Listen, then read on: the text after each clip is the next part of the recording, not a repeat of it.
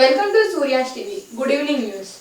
జగన్ పాలనలో రాష్ట్రంలో నాతో సహా ప్రజలందరూ బాధితులేనని టీడీపీ చీఫ్ చంద్రబాబు నాయుడు అన్నారు. హైదరాబాద్ వెలిగిపోతా ఉంటే అమరావతి వెలవెలబోయింది. ఎవరు కారణం దీనికి? ఎవరు కారణం అని మిమ్మల్ని అడుగుతున్నా. జగన్ రివర్స్ పాలన రాష్ట్రాన్ని 30 సంవత్సరాలు ఎక్కి తీసుకెళ్లిపోయాడు. మామూలుగా కాదు, మళ్ళీ కోలుకోలేని దెబ్బతీశాడు. ఈ రోజు ఈ తిరువూరు నుంచి పిలిపిస్తున్నా, రాష్ట్రాన్ని కాపాడుకోవడం కోసం రా, కదలి రా. ఇది నా కోసం కాదు, తెలుగుదేశం పార్టీ కోసమే కాదు, పవన్ కళ్యాణ్ కోసమే కాదు, జనసేన పార్టీ కోసం కాదు, 5 కోట్ల ప్రజల కోసం పిలిపిస్తున్నా. రా, కదలి రా. వస్తారా అని మిమ్మల్ని అడుగుతున్నా. బాధ్యత తీసుకుంటారా అని మిమ్మల్ని అడుగుతున్నా. సిద్ధంగా ఉన్నారా అని మిమ్మల్ని అడుగుతున్నా. ఉన్నామంటే పిడికిలు బిగించి చూపేయండి.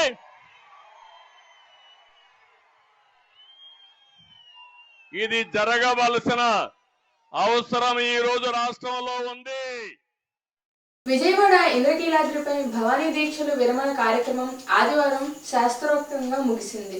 అలాగే మున్సిపాలిటీ సిబ్బంది, కమిషనర్ గారు, కలెక్టర్ గారు, ఇతర సిబ్బంది అందరి యొక్క సహకారంతో, మా బోర్డు సభ్యులు, చైర్మన్ గారు మరియు బోర్డు సభ్యుల యొక్క సూచనలు, సహకారంతో మా నిరంతరం శ్రమించిన దేవాదాయ శాఖ ఉద్యోగుల యొక్క శ్రమతో ఈ కార్యక్రమం సంపూర్ణమైంది.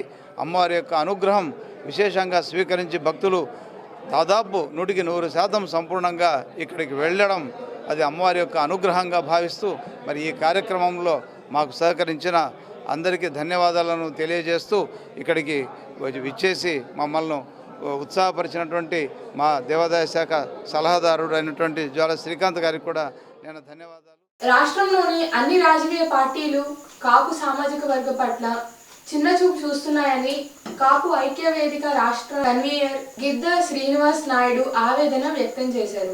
రాజకీయ సమీకరణాలు చూస్తే కాపులకు సరైన ప్రాధాన్యత కల్పించట్లేదనేది మా ఆందోళన. గత 40 సంవత్సరాలుగా కాపునాడు ఆధ్వర్యంలో స్వర్గీయ కీర్తిశేషులు వంగవీటి మోహన్ రంగ గారి స్ఫూర్తితో ఏర్పడిన కాపునాడు అనేక ఉద్యమాలు, త్యాగాలు చేసిన ఫలితంగా ఈరోజు కాపులకు ప్రత్యేకమైన గుర్తింపు వచ్చినప్పటికీ రాజ్యాధికారంలో భాగస్వామ్యం కల్పించడంలో కూడా ఈ రాజకీయ పార్టీలన్నీ పూర్తిగా విఫలమయ్యాయి.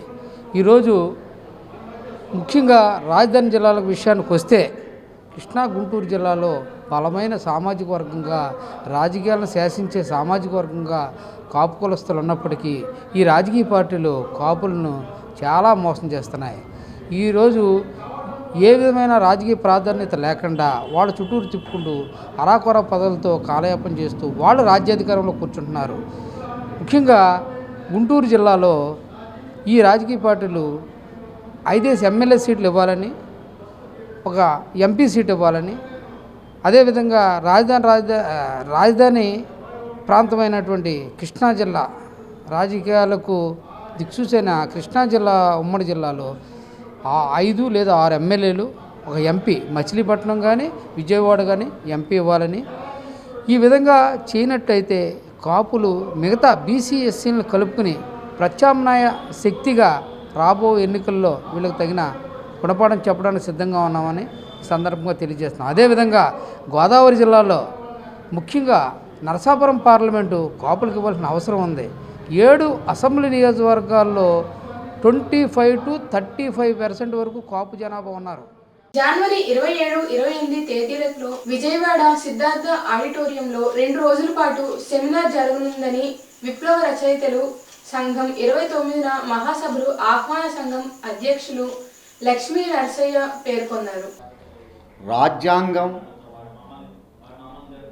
రాజ్యాంగంలో ఉన్నటువంటి ప్రధాన అంశాలు రాజ్యాంగం యొక్క స్ఫూర్తి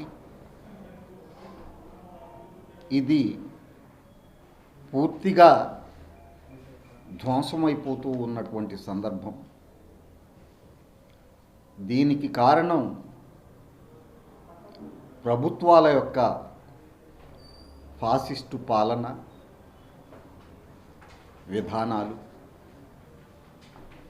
కేంద్రంలో కానీ రాష్ట్రాల్లో కానీ రోజు రోజుకి పెరుగుతూ ఉన్నటువంటి నియంతృత్వ పోకడలు, మైనారిటీల మీద, అల్పసంఖ్యాక కులాల మీద, దళితుల మీద, గిరిజనుల మీద పెరుగుతూ ఉన్నటువంటి హింస, వివక్ష,